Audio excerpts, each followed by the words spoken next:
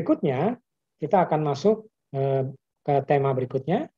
Dalam mengajukan pertanyaan kepada auditi, perhatikan sebaiknya. Jadi tadi ada 4 metode, ya. Nah, ini adalah hal yang harus diperhatikan dalam menggali informasi dari pertanyaan, dan harus kita beberapa hal yang harus kita perhatikan. Ini adalah salah satu ilmu interogasi sebenarnya. Ilmu ini biasa dipakai oleh Intel, oleh penyidik, baik itu penyidik pajak, polisi dalam menginterogasi pelaku kejahatan, atau mungkin kepala security pasar swalayan dalam menginterogasi pencurian barang, pengutip barang. Ini adalah satu teknik yang harus dimiliki oleh orang-orang yang akan melakukan interogasi. Yang pertama adalah bertanya dengan jelas. Nah, tadi ada empat ilmu di atas, ya. Kita harus bertanya dengan jelasnya.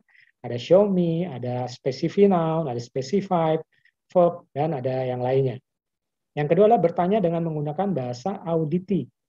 Jadi bahasa kita, bukan bahasanya yang tidak mudah dipahami. Bahasa kira-kira yang bisa mudah dipahami oleh si auditi atau orang yang dia audit. Jadi kalau dia pendidikannya SD, ya gunakanlah bahasa yang biasa pahami. Kalau dia pendidikannya S1, juga gunakan bahasa yang dia bisa pahami, dan latar belakang pendidikan, latar belakang sosial, latar belakang budaya, dan sebagainya, itu akan mempengaruhi cara kita menggunakan kata-kata dalam melakukan pertanyaan. Karena kalau kata-kata yang kita gunakan itu tidak tepat, akan berakibat kepada tidak dipahaminya pertanyaan itu, sehingga jawabannya tidak sesuai. Yang ketiga adalah bertanya langsung kepada personel yang melakukan tugas. Jadi, contohnya tadi, ya, yang pembeli barang, dia membeli barang, lokasinya di mana? Dibilang lokasinya jauh. Nah, kita bertanya kepada orang yang bukan langsung pembeli atau purchasing, maka jawabannya tidak akan tepat. Jauh-jauhnya dia tidak tahu di mana, karena dia tidak tahu pembeliannya. Tapi kalau yang melaksanakan langsung, dia tahu persis tokonya ada di mana, alamatnya ada di mana, berapa lama itu bisa dijangkau, pengirimannya berapa lama, stoknya ada atau tidak. Jadi kita harus tanya kepada orang langsung yang in charge di bagian tersebut. Kemudian yang keempat adalah bertanya satu persatu sesuai dengan rencana atau pedoman. Jadi sebelum kita melakukan pertanyaan, kita sudah siapkan list out pertanyaannya apa saja. Sudah kita list out. Nah, itulah kita ikuti pertanyaan satu persatu secara sistematis. Karena kalau tidak kita lakukan secara sistematis, kita tidak akan mendapatkan finding yang akurat. Kemudian yang kelima, mengulangi pertanyaan jika dianggap tidak dipahami. Jadi diulangi lagi. Paham nggak dia maksudnya? Kalau yang kita tanyakan itu berbeda jawabannya, kita ulangi lagi sampai dia memberikan jawaban pada pertanyaan itu dengan tepat, dengan akurat dan sesuai dengan yang diminta oleh auditor kepada auditi. Kemudian yang keenam, cari informasi kembali jika masih belum terjawab atau tersedia. Ya, tadi kan dijelaskan misalnya lokasi pengambil barangnya jauh. Nah, jauhnya seberapa?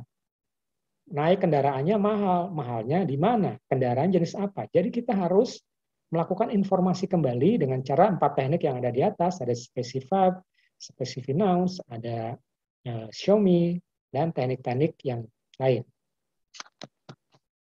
Berikutnya adalah teknik bertanya yang lain.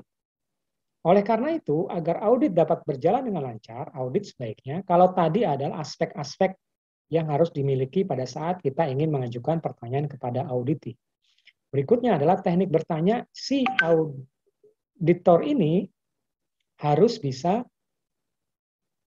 memiliki sifat karakter seperti apa supaya bisa menjadi auditor yang sukses.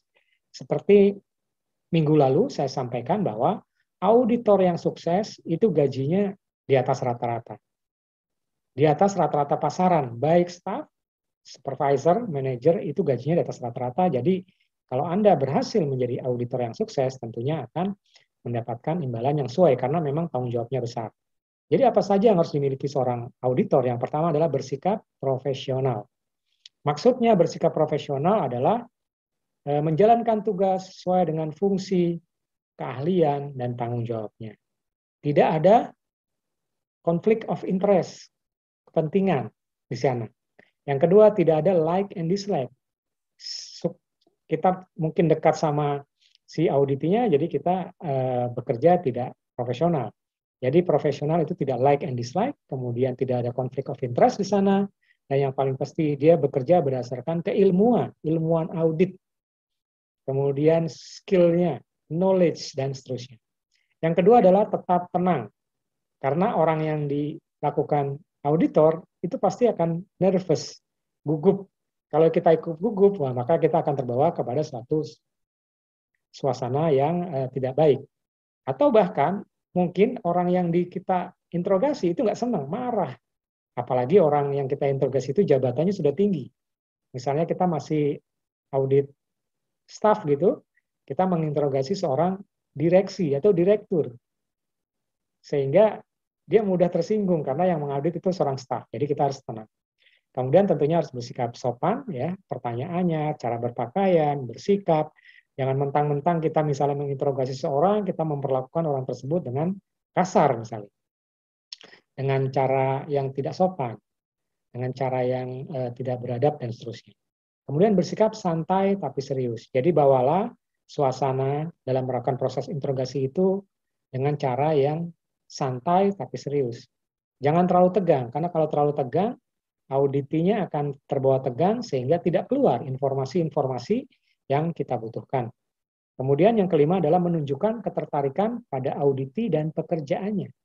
Jadi kita harus bersikap suka terhadap pekerjaan tersebut. Semakin kita mendalami, semakin kita menyukai pekerjaan tersebut, kita akan tahu proses alurnya dari A sampai Z.